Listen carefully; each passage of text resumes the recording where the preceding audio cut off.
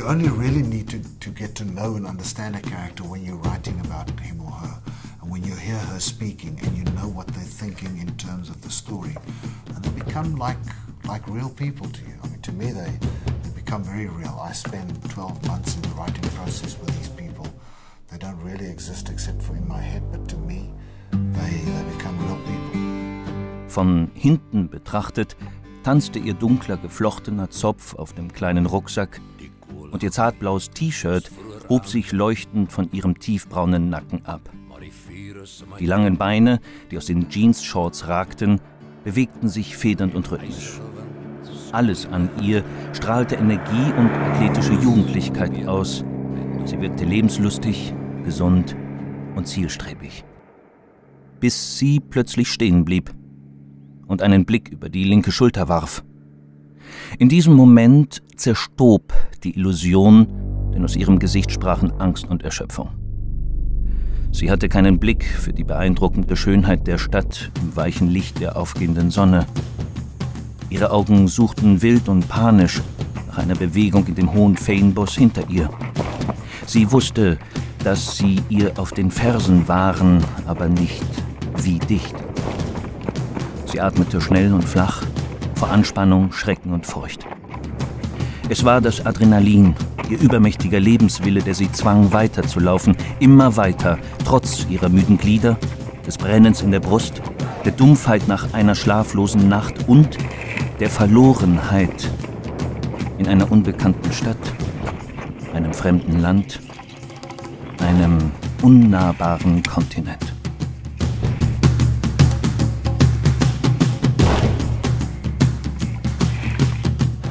Rachel is alone. She's just witnessed her friend being killed in the churchyard. She's very, very afraid. She knows that if she doesn't get away, she's going to die. So she comes running back from the church. When she comes here, she realizes that that way is back to the club. She can't go there. So the only other option open to her is to run up here. And that's where her whole flight starts. There's a wonderful footpath. I've actually been up there with my motorcycle that runs up Signal Hill and eventually goes to Lion's Head. And she's running up there, how tired she must have been, but with so much fear driving her on because she wants to live. Research never ends. For me, the research only ends when I finish the book.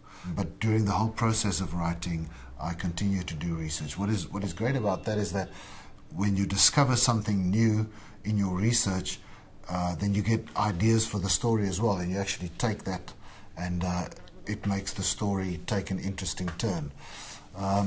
But I do a lot of research. I love talking to people. I like finding the various experts in a specific field. I have a very good friend who's a professor in psychology at the Free State University, and often when I need to really understand a character, I will talk to Professor Duplo. What were the major psychological things in their life that turn them into what they are when you meet them on the page for the first time?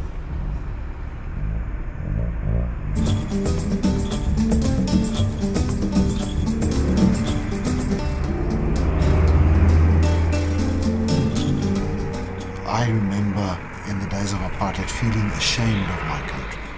And I think everybody, most South Africans, were ashamed of who we were and what we were. And I think that is the biggest difference since the end of apartheid, is there's this real pride. Look at what we've done. Look at what we are achieving every day. We know that we still have a lot to achieve in future. And I think that pride is the biggest difference that I can tell you about. My view of people and of human beings is that we all have the capacity for good and evil. And I think boring too. I don't think readers are interested in one-dimensional characters who only do good or only do bad. I don't create the character so that he must be liked. I'm trying to create a character that is as human as possible so that some people can dislike him or her and other people can like, because that's what the real world is about. We like some people and some people are just different from us, so we don't like them all that much. My business is not to judge them. My job is to create them as believable and credible human beings, and allow them then to interact. Allow them to dislike each other or like each other, to fall in love, to kill each other or to fight one another. But my job is to create this world, to create this landscape in which this can happen. You can't walk in this landscape without the landscape influencing you.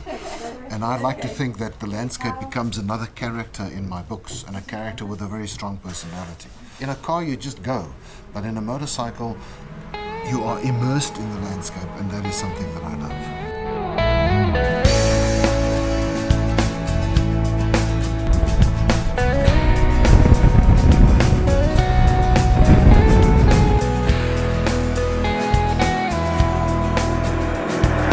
Johannesburg, wereldstad, Hollywood en Kapstadt. Die jollers bly laat wakker, veral hier in die goudstad. Now, the new book that I'm writing now, there's a gangster, a Cape Flat gangster, who has budgies, but he does something very bad with the budgies. I can't tell you now. I don't want to speak in front of the bird. I don't want to hurt his feelings, but this bad guy, he does some bad stuff with budgies.